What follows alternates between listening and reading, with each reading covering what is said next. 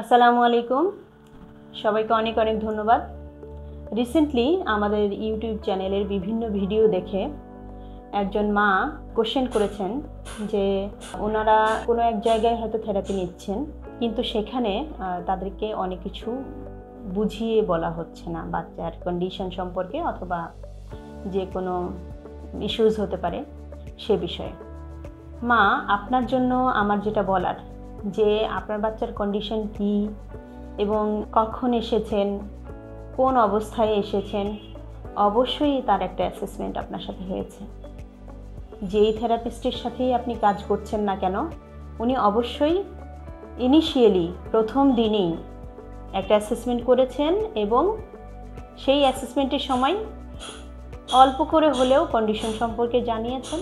এবং এটা সাধারণত আমরা এটা করে থাকি এবং আমাদের ট্রেনিংটাই কিন্তু এরকম, যে প্রথমে অ্যাসেসমেন্ট করা এবং কন্ডিশন সম্পর্কে বাবা মাকে একটা ব্রিফ দেওয়া, বুঝিয়ে বলা, এবং তারপরে আস্তে আস্তে করে বাচ্চার প্রবলেমগুলো ফাইন্ড আউট করা। আপনাদের কাছে অনেক সময় প্রশ্ন করে জিজ্ঞাসা করা হয়, অনেক সময় বাচ্চাকে অবজার্ভ করে খুঁজে বের করা হয় যে তার প্রবলেমগুলো কী কী।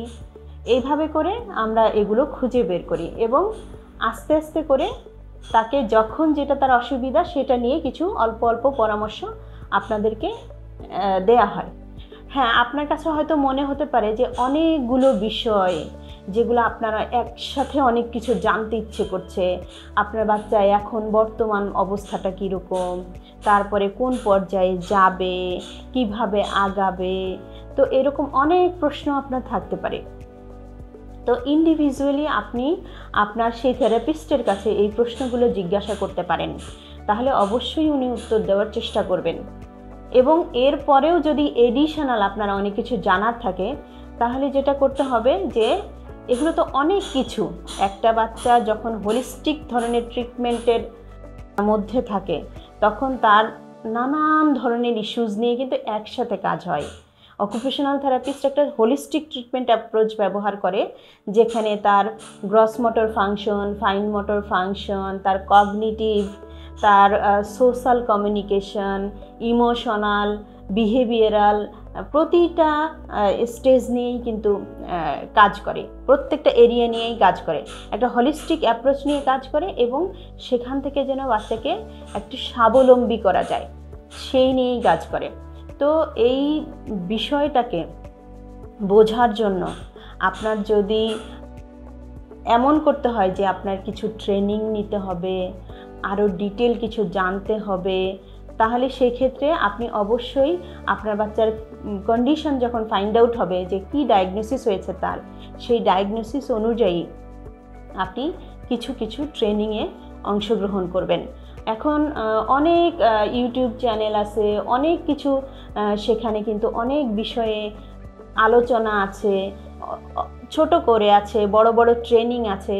তো অনেক কিছু একসাথে বোঝার জন্য একটা সেশন যথেষ্ট না, যে 45 মিনিটসের একটা সেশনে একদম পুরো জিনিস আপনাকে ডেসক্রিপশন করে বোঝানো প্লাস তাকে ফিজিক্যালি থেরাপি দেওয়া, দুইটা একসাথে আসলে খুবই কঠিন কাজ। দুইটা একসাথে করাটা অনেক সময় অনেক বেশি চ্যালেঞ্জিং হতে পারে। এবং আমরা যেটা দেখেছি আমাদের সেশনগুলোতে, আমরা দেখেছি যখন থেরাপিস্টের কাছে প্যারেন্টসরা আসেন তখন ওনারা বলেন, আমার বাচ্চাকে আজকে একটু এটা করানো হলো না, আজকে একটু এটা করান, আজকে একটু এটা করেছেন, গতদিন তো ওটা করিয়েছিলেন, তাহলে এটা আজকে বাদ দিলেন কেন, বা এটা কেন আজকে করানো হচ্ছে না। তো এই ধরনের ইস্যুসগুলো কিন্তু বেশি থাকে। তখন কিন্তু আমরা এরকম প্রশ্ন খুব কম শুনতে পাই যে তারা কোনো কিছু স্পেসিফিক জানতে চাচ্ছেন।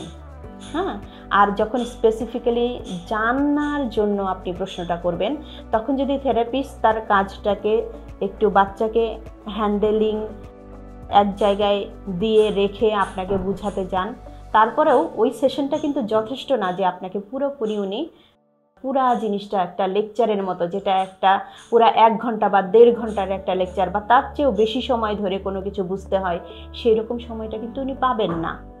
তো আলাদাভাবে জানার জন্য কিছু স্পেসিফিক জিনিস, কিছু স্পেসিফিক টপিক আপনাকে আলাদা ক্লাস করে নিলে অনেক ভালো হয়।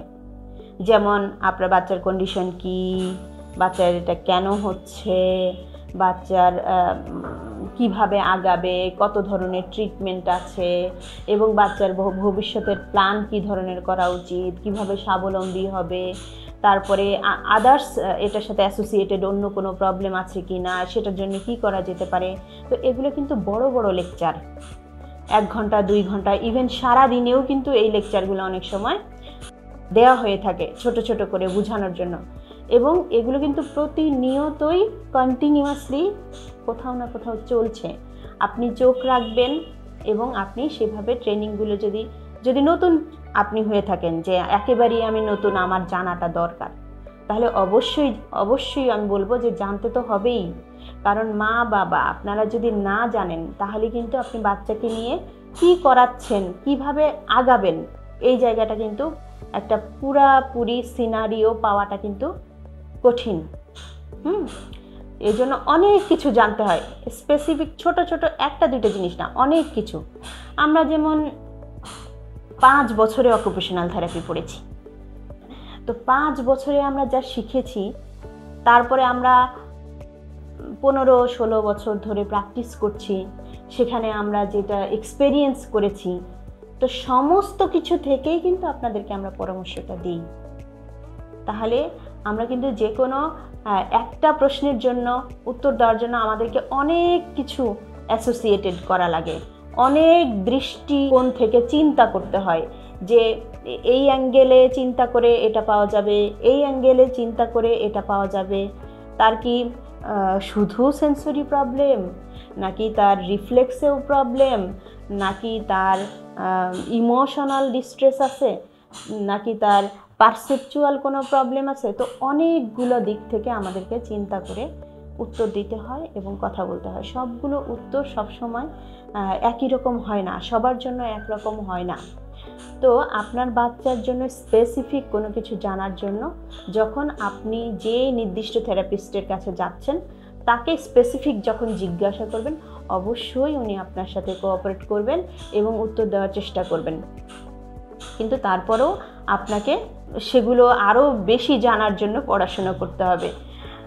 পড়াশোনা করলে যেটা সুবিধা হবে, আপনি নিজেও জানতে পারবেন এবং আপনার বাচ্চার জন্য পরবর্তীতে কাজ করার যে আপনার টাইম কীরকম লাগতে পারে, আস্তে আস্তে যে তার উন্নতিগুলো হচ্ছে এটা বুঝতে পারা, এবং এই উন্নতিগুলো থেকেই আস্তে আস্তে যে আরও অনেক বড় একটা উন্নতি হবে সে জায়গায় পৌঁছানো।